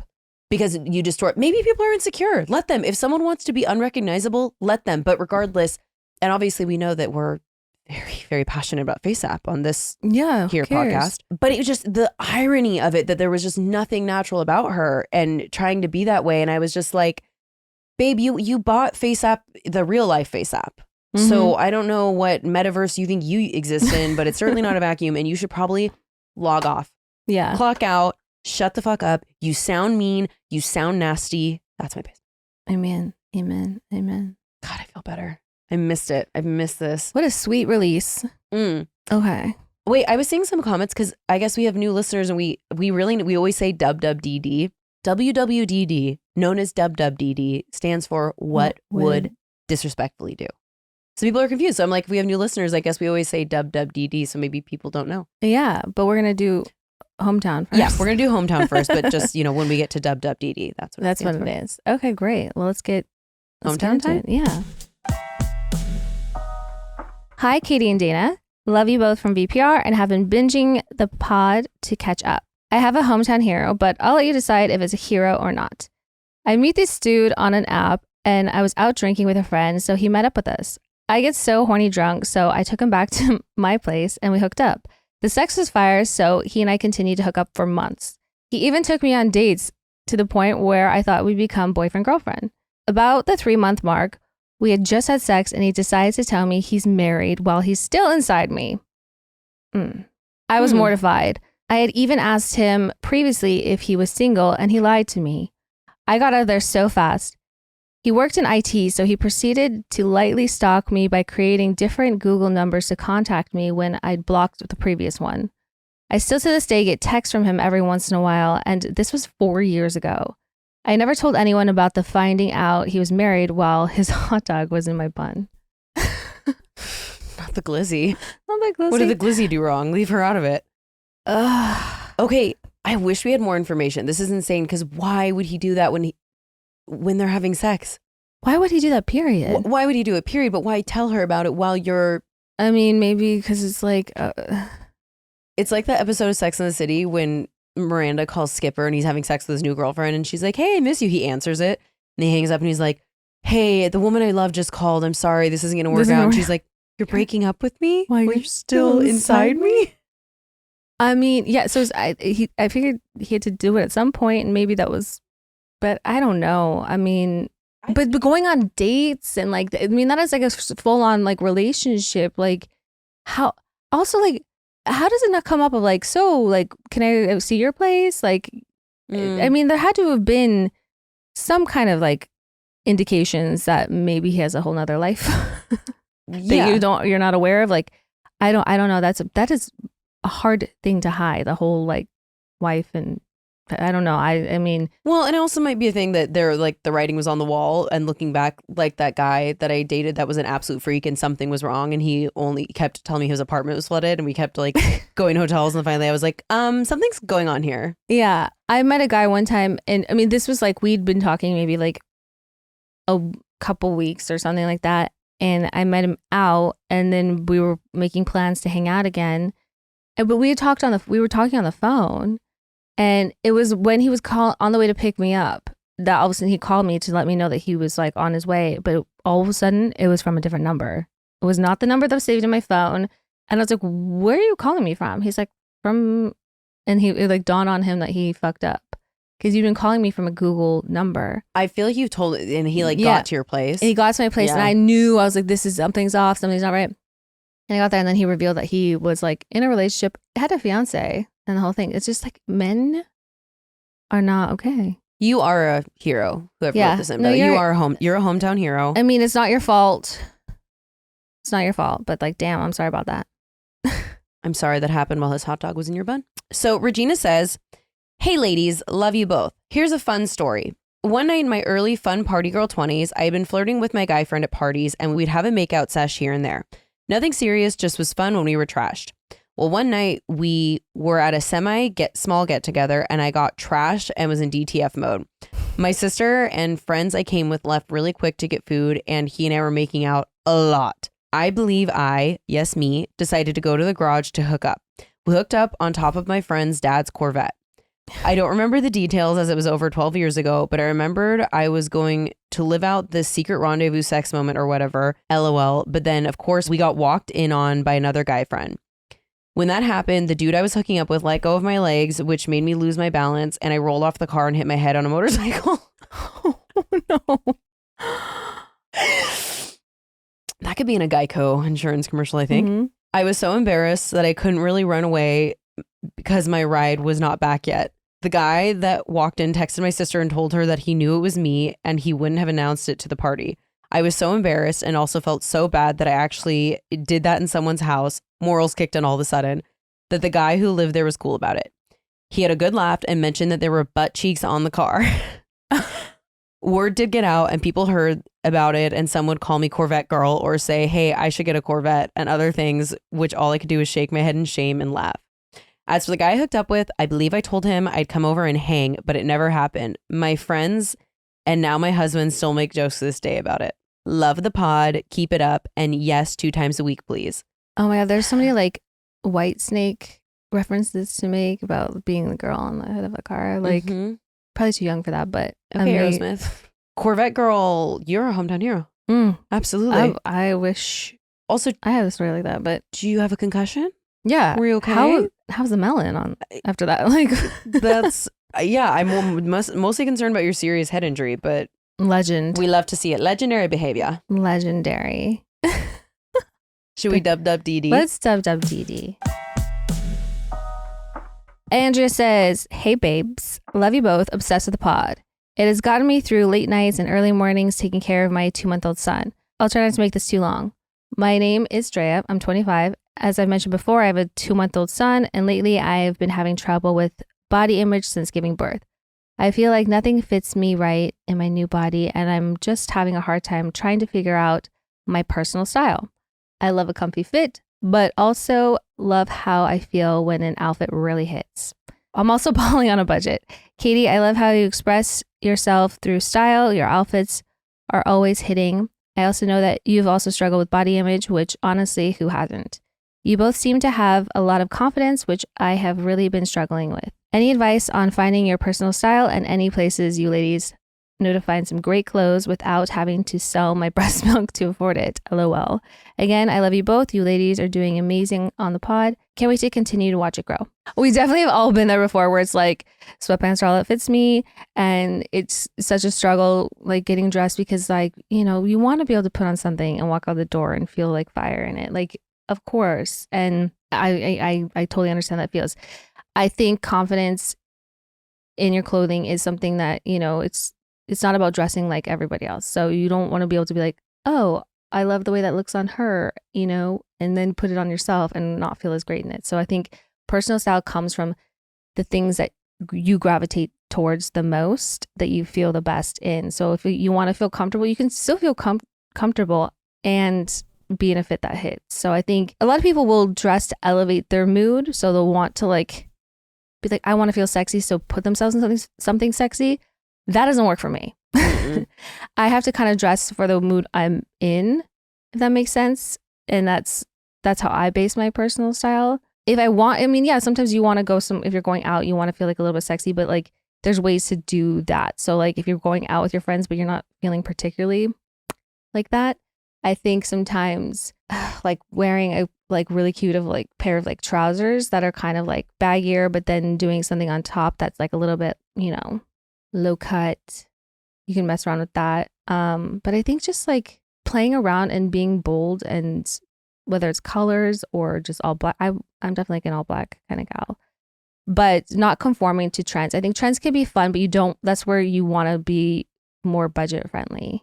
I mean, I shop at Zara all the time. Yeah, Zara really does have good shit. And I feel like, honestly, when it comes to finding things that don't break the bank, it does just take a little more time to find. Like, sometimes Zara, there's a lot of items on it, right? So, like, you really do have to go through stuff. But I think that whatever your style was before you had your baby, and congratulations, by the way, I feel like it's taking that style, like, you can go back to that person or, like, whatever your favorite version of your style was and just conforming it for who you are now and the body that you're in, and also honoring the body that you're in and what it just did for you, because that's an incredible thing that people who give birth go through.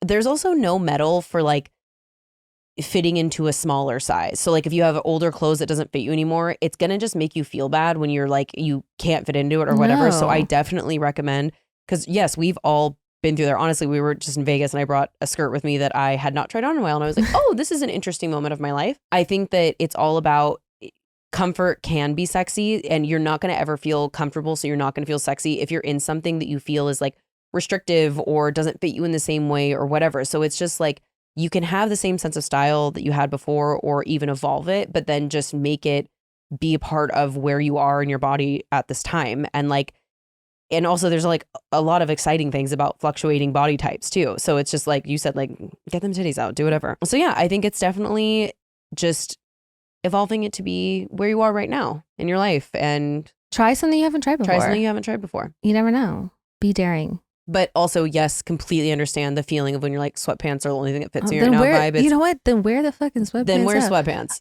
Sweatpants with like a really cool ass shoe and then like a fun like top and a blazer. Like you can make it, you can elevate it. We'll see. Here we go. Ashley says, hello, my loves. Day one listener here. Love you both and feel like you are both my spirit animals, depending on which personality decides to show up for me that day. Anyways, in your most recent episode, Katie was talking about her scar and how her hair grows on it. So my question is for Katie and isn't about the hair, but the scar itself. I also have a scar on my chin, lip, and chipped tooth, courtesy of an ex-boyfriend. Basement. Albeit small, it's still noticeable. My question is, how did you get over feeling so insecure about it, or how do you just play it off like it doesn't faze you? Well, for me, I kind of leaned into it. Not a lot of people have scars on their face, so it's something that is characteristic that no one else has and makes you unique and different. Tina Fey has a cool scar on her face. She's had a horrible thing happen to her when she was really little. Yeah. She doesn't really like to talk about it. Well, yeah. So, I mean, crazy. That aside of like how it happened. But I mean, I think you just have to kind of be like, well, this is something that's going to make me different than everybody else. And it's kind of like cool and unique. It's like becomes like, again, I'm not happy that this man did this to you, but if you can own it by taking back and just be like, well, badge of honor, I'm a badass, like I think it's just kind of a mentality shift, but embracing it as like a, that just sets you apart. Well, and I know that it's hard to do it for yourself, but you have to try to also keep in mind no one notices it as much as you do. And that's true for anything on your body, right? Or anything that you don't like about your face or stands out to you. Like I don't even ever like think of your scar. I feel like Tina Fey is the same way. And it's like, yeah, is like the thing that you've embraced and has become part of you. But it's just like, I'm sure it feels louder for you than it does for other people. So try and keep that in mind when you're like having a hard time about it. Yeah. But I think scars are kind of cool. So I do too. Maybe it's just me, but I think, yeah, try to like embrace it and love it. Fuck your ex-boyfriend for real. Hi ladies, Josh here. I adore you both and look forward to the end of my crappy shifts to listen to the latest episode. Katie, I truly look up to you and the way you remain so unbothered by others, but can still read a bitch if you need to. Love you. I love your friendship so much. Just pure, sweet, and genuine platonic love. Reminds me of my own friendships. Okay, my question. I've just finished high school and I've been working a shitty retail job for about a year now. I just met a boy there who I'm starting to fancy a little. Being a gay boy in Scotland, I could count the amount of positive experiences with men in general on one hand. Throughout high school, I was subjected to verbal, physical violence by straight men daily. I recently came back from a vacation where a glass bottle was thrown at me and another drunk man tried to punch me in the face. The memory sticks with me the most is when I was called slurs and spat on when I was trying to walk home. The spitting hurt more than the violence. It made me feel grotesque and worthless. That night haunts me to this day, despite it happening when I was 13 and I'm now nearly 19. As a result of a decade of regular homophobia, I now struggle to communicate with men in general. Fear of mockery or violence really limits my ability to hold a conversation. I keep my head down and just try to stick with my girlies. Anyway, back to the boy I like. He's been nice to me, and I feel he is the first man to truly treat me with respect and kindness. He is the first boy I'm convinced is not calling me slurs behind my back. But I even struggle to talk to him, and I really don't want to fuck this up. I'm so scared to be alone forever. I know I'm young, but all of my closest girlfriends are in committed relationships, and I just want to be chosen once in my life. Do you have any advice on how I can improve my confidence when it comes to being around and talking to men? And do you have any thoughts on how to battle loneliness, especially in one's youth? Love you, ladies. This podcast is healing. Mm. First of all, Josh, we love you so much, and we're so sorry that happened to you. That's unacceptable, and I hope that the world continues to be a kinder, more loving place for you. And I think that part of that is going to be in the community that you create and the people you meet. Obviously, I can't speak to the experience of being a gay man in particular, but you know, I really struggle with men for a lot of different reasons. I've also had really unfortunate interactions with men and men that were supposed to be close to me or protecting me. And that's not just from a relationship standpoint. That's, you know, physical, emotional abuse and different things I've endured in my life. And I think that it has taken, I'm turning 34 in 2 weeks. So it's taken me a really, really long time to get to this place. And I think if I had known what was going on when I was younger and like been working at it more, then I probably would have gotten here faster. So I think, first of all, you are so young. So babes, you're not going to be alone forever. It's just not going to happen. You are going to meet someone. You'll probably meet a lot of someone's and, you know, go through all kinds of love in your life. So please try not to focus on that. Although I know it does feel that way when you are the only one. But like, you're literally 19. I'm right now 33, and almost every single person in my life is with a partner, a long-term partner. So like, I totally get that also. But I think that the main thing you can do, I don't know if you've ever considered therapy or talked with someone about it or, you know, sought out support groups, but there are different kinds of support out there. And I think that you do definitely need to work through those feelings and understand that those things happen to you and you had a lot of it. So you probably feel like it's the only thing that's ever going to happen. But just understanding that not everyone is bad and not every man wants to hurt you and not every person wants to, by the way, they're projecting their own internalized homophobia because they're probably struggling with their sexuality if someone's calling you an F slur and throwing things at you. But I think with this boy in particular, take it slow. It takes time to build trust, especially if you're working through all of that trauma that you have about men. But I'm just sitting here on the other side of it, telling you that you can get there. It is possible to heal and then have healthy relationships and trust people. So take it slow. And then when you feel like you have trust with this person, you'll just have to be open to them with them about, you know, what you've gone through. And so things will probably need to go at your pace. But that's very exciting. Yes, to everything that you said. I think really taking your time is a huge, huge thing because you are young. You are learning so much about yourself and growing up. So much about who you are is going, not who you are in the fabric of yourself is going to change, but what you want is going to change. And I want you to like keep that in mind. So to really just enjoy this time in your life and enjoy the people you meet and don't get too caught up in it all. And it's not about you if this person doesn't work out. Totally. It's never about you. And I think the most important relationship right now and forever is going to be the one with yourself. So always keep that as a number one priority. And I think just not being as focused on relationships, I think, and like I would focus mostly on the friendships because I think those ones are the most cherished ones right now. I know it can be hard, it can be lonely, everyone else is getting relationships, but like those relationships likely aren't going to last as well. Your friendships probably will. But I think just like really learning about yourself, what you like, what you don't like. Again, it's the relationship with yourself right now that you're cultivating the most. So I'd focus on that. And have fun. Just have fun with people. And that's what I would recommend doing. God, have more fun. Figure out what it is that you like doing. Do it. You'll probably build your community. And honestly, the more you have a stable community that decenters romantic relationships, it will also be easier probably then to open up to and relationships. So and if the less you're focused on fucking things up, you're not going to fuck it up. You cannot say the wrong thing to the right person. Facts. So don't worry about that. Worry about how you feel constantly. How does this person make me feel, and not like, how does this person like me? That should never be a question in your mind. God, remove that from your head as soon as humanly possible. Yeah. Worry about if you like that person, and especially if you like yourself. Like Yes. Katie said. So Yes. we like you though. We love you. Okay. Anonymous says, how long do you wait for friends to repay you for a vacation? Single mom right now, going on a trip with 3 other single mom coworkers. I placed the trip on my credit card, so our seats were together on the plane and rooms together in the hotel.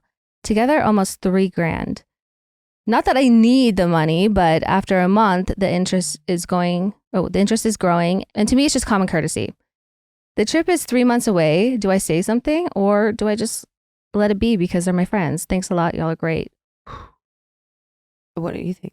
I mean, they should have just sent you the money like right after it was booked. I understand, like, yes, having a reservation booked together all at once does ensure that you're seated together. It's all done together rather than trying to coordinate it all under 3 separate reservations. So if one person, you being the one willing to do that, everyone collectively should have, when you went to book it, should have just sent you the money right away, as if y'all were booking it separately at the same time.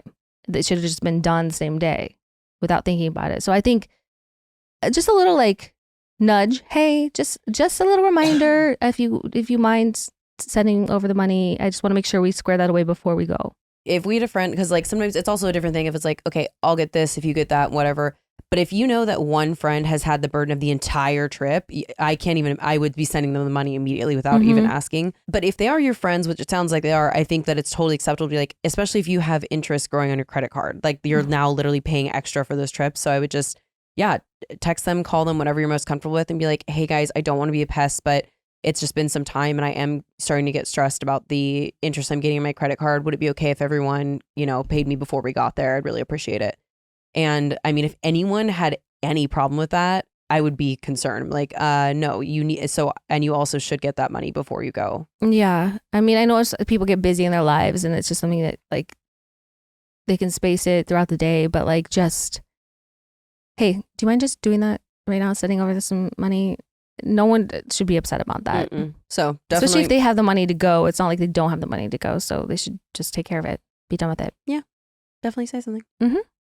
Well, thank y'all for tuning in, for listening. Send your stuff, disrespectfullypod@gmail.com. Yes. And the subject, make sure you put WWDD or Heuxmetown Hero, just so we know which one it is.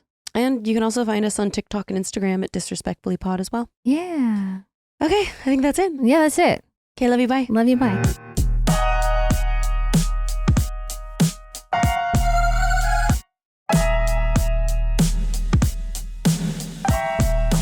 Babe, you're going to see the power of women. Like, Disrespectfully.